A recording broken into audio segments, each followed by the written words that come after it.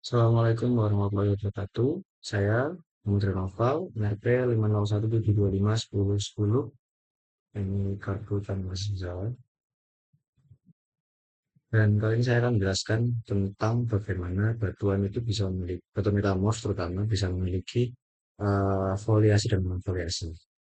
Nah, batu metamorf itu batuan yang mengalami perubahan mineralogi, tekstur atau struktur akibat perubahan temperatur, tekanan maupun fluidatif, akibat lelehan. Nah, Eee, kalau batuan metamorf foliasi itu sebenarnya karena dia memiliki susunan mineral berbentuk lembar atau pita. Nah, itu disebut foliasi. Jadi intinya kalau sejajar-sejajar itu foliasi. Nah, foliasi terbentuk itu karena mengalami tekanan diferensial seperti itu. Nah, kemudian untuk eee tekanan ini biasanya terjadi pada daerah pembentukan pegunungan atau zona tumbukan di lempeng ya.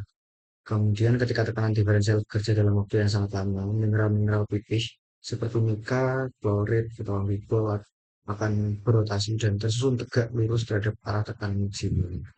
Nah, akibatnya terbentuk tekstur berlapis atau sejajar yang menjadi ciri khas dari batuan metamorf terfoliasi. Selain tekanan, temperatur juga eh, berperan mungkin sebagai mineral lama menjadi membuat mineral lama tidak menjadi tidak stabil.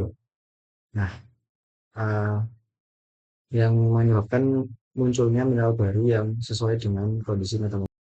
Semakin tinggi tekanan dan temperatur, maka derajat metamorfisme juga semakin meningkat. Hal ini menyebabkan perubahan tekstur dan mineral menjadi semakin kompleks. Gitu ya. Contohnya itu kayak slate.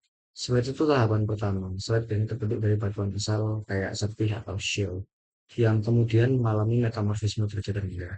Butiran mineralnya masih sangat halus sehingga fluoresnya belum terlihat jelas. Tapi batuan sudah memiliki salty cleavage atau ya penyejaran ya, itu mudah terbelah menjadi lembaran tipis. Kemudian ada fillet. Fillet itu juga terjadi ketika tekanan dan temperaturnya meningkat. Nah, sulit itu akan berubah menjadi fillet. Pada saat ini mineral mika mulai tumbuh lebih besar sehingga permukaan batuan terlihat mengkilap atau memiliki kilat sutra. Nah, variasinya itu menjadi lebih jelas dibandingkan dari slate. Nah, kemudian ada skis. Skis itu terbentuk pada metamorfisme derajat menengah. Mineral-mineral seperti muskovit, biotit, terus garnet. Nah, itu mudah dikenali dengan mata. Valuasinya itu berkembang sangat baik sehingga disebut schistosity. Gitu ya. Kemudian yang terakhir ada gneiss. Gneiss itu ketika terjadi saat temperatur dan tekanan sangat tinggi, skis akan berubah jadi gneiss. Gneiss memiliki ciri khas berupa banding gneisik. Eh, itu semacam pita terang yang pita terang dan gelap ya, yang tersusun bergantian akibat pemisahan mineral selama proses metamorfisme. Nah, mineral terang biasanya berupa kuarsa dan feldspar, sedangkan pita gelap didominasi biorit dan argil. Gneiss ini merupakan batuan yang derajat tinggi ya.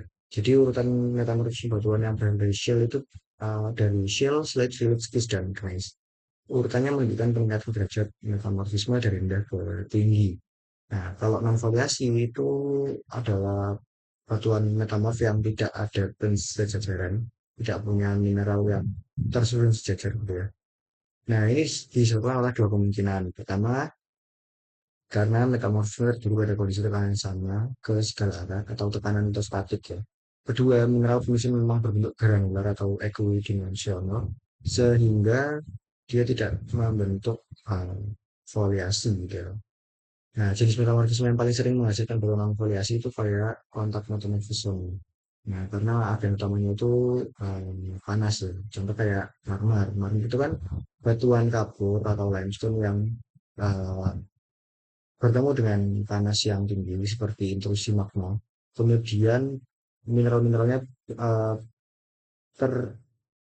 berubah menjadi marmer, mengalami registrasi gitu ya, lebih besar tanpa membentuk orientasi tertentu. Akibatnya terbentuk batuan yang masif tanpa foliasi. Nah, marmer ini banyak dimanfaatkan ya, kayak bangunan, lantai, dan semacamnya. Nah, terus ada lagi yaitu kuarsit. Nah, kuas itu dari batu pasir kuarsa, maaf.